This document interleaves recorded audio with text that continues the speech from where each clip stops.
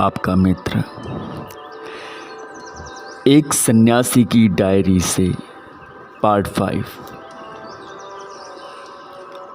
आपका अपना निखिलेश्वरानंद। स्वामी योगेत्र्यानंद जी देश की महान विभूति हैं।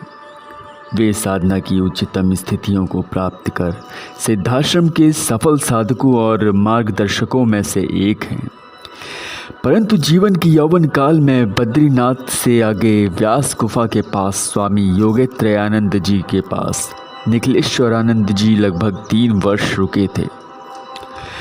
उस समय निखिलेश्वरानंद जी स्वयं साधना की ऊंचाइयों पर स्थित होते हुए सिद्धाश्रम जाने की तैयारियां कर रहे थे।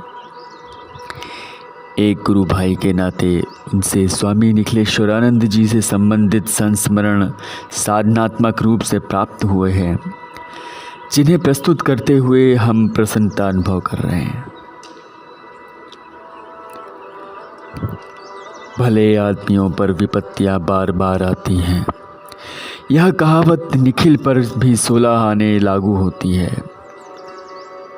मेरा काफ़ी कुछ समय बद्रीनाथ से आगे व्यास गुफा के पास व्यतीत हुआ है, और जब मैं जीवन के मध्यकाल में साधना की ऊंचाइयों को छूता हुआ ब्रह्मांड साधना में रत था, तभी एक दिन एक दुबला पतला सा साधु कुटिया की ओर आया। चेहरे पर तेजस्विता, हृदय में निर्भीकता और पूरे शरीर में एक अजीब सी मस्ती, निश्चिंतता का भाव। सब कुछ मिलाकर एक ऐसे व्यक्तित्व का निर्माण कर रहे थे जिसमें कुछ पाने की आकांक्षा हो, सहन करने की शक्ति हो। वह व्यक्तित्व आम साधकों की तरह ही मेरे आश्रम की ओर निकल आया। उस समय मेरे आश्रम में 10-12 शिष्य थे, परंतु इस व्यक्तित्व ने आश्रम में रहने या आश्रम का प्रसाद पाने से भी मना कर दिया।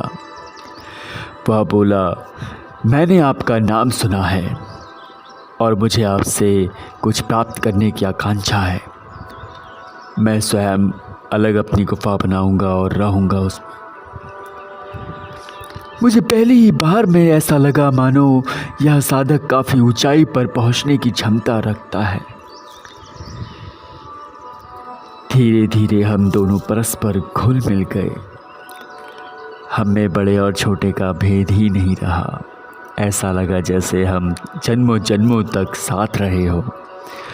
और सौभाग्य की बात यह है कि आगे चलकर हम दोनों एक ही गुरु के से दीक्षित हुए, गुरु भाई बने।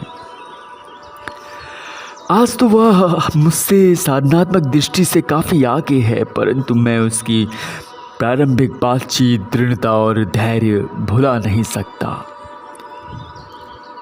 उन 3 वर्षों के साथ सैकड़ों अनुभव जुड़े हुए हैं, और जब भी मैं उन अनुभवों को स्मरण करता हूँ तो गला भर आता है। जी तो चाहता है कि उसे खींचकर हमेशा हमेशा के लिए अपने पास रख लूँ।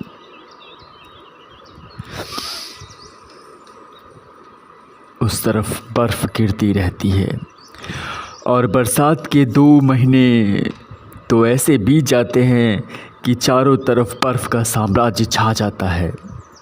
यहाँ तक कि आश्रम का 6 फीट ऊंचा दरवाज़ा भी बर्फ़ से ढक जाता है। आश्रम में हम पहले से ही 3-4 महीने के भोजन की व्यवस्था करके रखते हैं, परंतु निखिल ने इस प्रकार की कभी कोई व्यवस्था ही नहीं की। उस समय वह मेरे आश्रम से लगभग आधा किलोमीटर दूर गणेश गुफा के पास अपनी एक सुंदर गुफा में ध्यानस्थ था। वह भोजन तो दूर, पानी की सुराही तक गुफा में नहीं रखता था। गुफा के बाहर की नदी बहती है, कभी प्यास लगती तो वहीं प्यास बुझा लेता, परंतु शीतकाल में इस नदी का पानी भी तो ऊपर से जम जाता है। एक बार जोरों का बर्फीला तूफान आया और सब कुछ बर्फ में ढक गया। 3 दिन तक मैं और मेरे शिष्य आश्रम से बाहर नहीं निकल पाए। मैंने इससे पूर्व निखिल को अपने आश्रम में आने के लिए कह दिया था, परंतु जिद तो उसमें कूट कूट के भरी है ना। जो मन में ठान लेता है उसको पूरा करके ही रहता है, और वह वहीं गुफा में ही टिका रहा। जब मैं 3 दिन तक बर्फ़ की वजह से बाहर नहीं निकल सका तो मुझे चिंता हुई, और बड़ी मुश्किल से 5वें दिन उस गुफा तक पहुंचा जिसमें निखिल रह रहा था। उसके पास तो ऊनी वस्त्र या कंबल भी नहीं था। फावड़ों से बर्फ़ तोड़कर अंदर पहुँचे तो निखिल एक प्रकार से बेहोश सा गुफा की दीवार में पीठ टिकाए बैठा था। उसकी हथेलियों पर और पैरों के तलवों पर मालिश करने से शरीर में गर्मी का संचार हुआ तो वह चैतन्य हुआ, परंतु फिर भी उसने आश्रम में चलने से इनकार कर दिया और कहा, पूरी साधना संपन्न करके ही आपके पास आऊँगा। बहुत ही उसकी दृढ़ता व संपुष्टता जिसकी वजह से आज साधनात्मक ऊंचाइयों तक वह पहुंचने में सफल हो सका है। यौवन काल में उससे गजब का आत्मविश्वास और शक्ति थी।